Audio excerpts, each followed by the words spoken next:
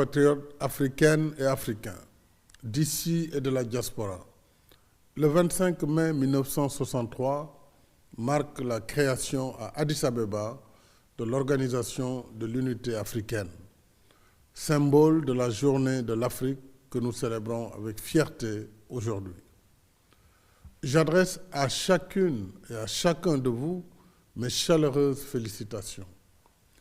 Je rends hommage aux précurseurs du panafricanisme sur le continent et dans la diaspora, et aux pères fondateurs dont la vision lumineuse, transcendant les barrières, a allumé la flamme incandescente de l'unité africaine voilà maintenant 59 ans.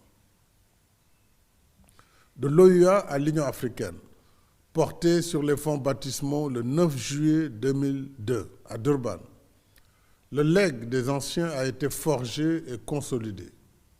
Nous avons décolonisé notre continent, démantelé l'odieux système d'apartheid et réglé, par la voie pacifique, nombre de différends frontaliers hérités de la colonisation.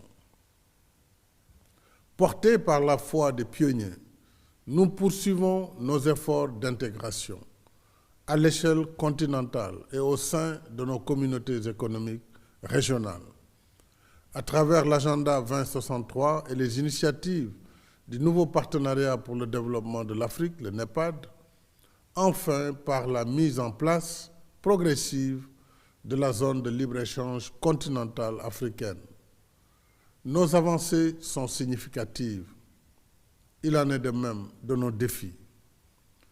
Je pense à la paix, à la sécurité et à la lutte contre le terrorisme, à la protection de l'environnement et au développement économique et social inclusif, tenant compte des besoins spécifiques des jeunes et des femmes, notamment l'éducation, la formation, l'emploi et la lutte contre les violences faites aux femmes et aux filles. Je n'oublie pas la question de la gouvernance politique et institutionnelle, y compris la recrudescence des coups d'État sur le continent.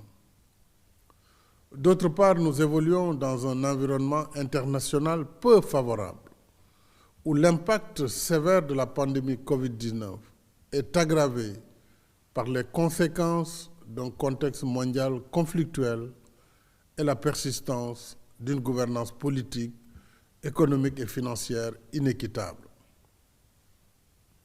Mais au lieu de brider nos ambitions et paralyser notre action, les défis que voilà doivent au contraire revigorer notre foi dans notre destin commun et solidaire. Ils doivent nous rappeler que si nous voulons libérer tout le potentiel de notre continent, il nous faut d'abord compter sur nous-mêmes, resserrer nos rangs, être plus unis et solidaires et croire davantage en nos propres capacités à construire l'Afrique de demain. J'appelle à la mobilisation générale de nos énergies et de nos intelligences pour bâtir ensemble l'Afrique de nos rêves.